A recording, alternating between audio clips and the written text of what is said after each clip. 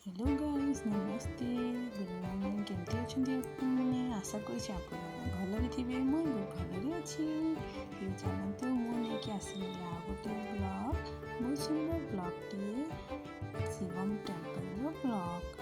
तेज चलते देखा। ये ब्लॉगटी हूँ मैं आगुरी मुझे बट ये रिसेंट मुझे छाड़ी। यहाँ मुझे घर को जाइए दशहरा से प्राचीर दादाजी प्राची आमु जाइलु शिव टेम्पल।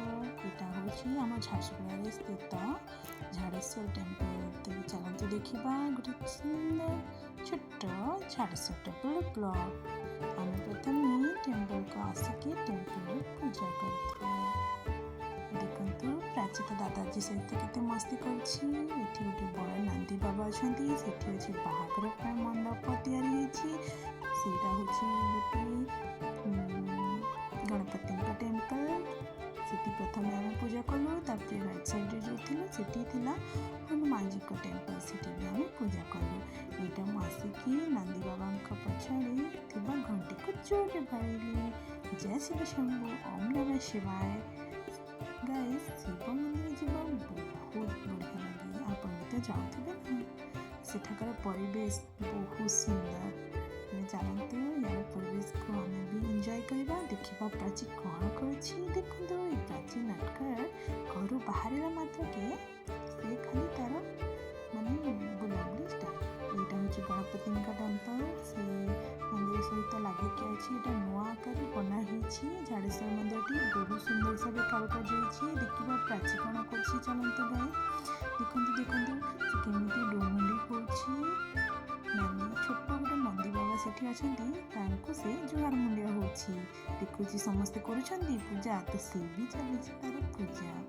तो देखा धीरे धीरे बेटा पड़ीजु धीरे धीरे धीरे आम भी सीठी अच्छु ताको टे मु कहूली नंदी बाबा को छुईकी पूजा करदे। तापर देखु कौन है गाइस आम भीतर को पूजा करा गले गोटे अंकलटे त्रिशूल लाठी लगेले पापा को प्राची को भी देखो कितने सुंदर रही। बड़ नंदी भीतर वीडियो करने को अलाउ नाला तो से बाहर टिके ब्लर करदेली। बाकी तार कारुकार्य बहुत सुंदर है।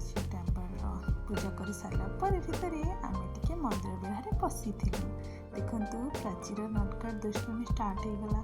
से सीढ़ी ऊपर को तल को हो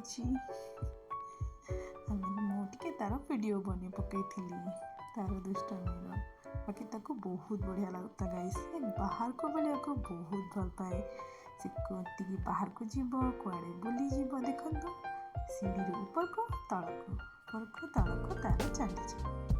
तो देखिले गाइस कितने सुंदर अच्छी मोर झाड़ेश्वर मंदिर ब्लॉगटा आपन भी श्योर आसतु बुलिके जातु आपको बहुत बढ़िया लगे। झाड़ेश्वर टेम्पल ये पाखे थी दुर्गा मंदिर को भी आम जाइलु भी प्राची रही आसु ना मोटे। तो देखिए तो गाइस केमती लगला मो ब्लॉग देखिए लाइक कमेंट शेयर करेंगे। Thank you.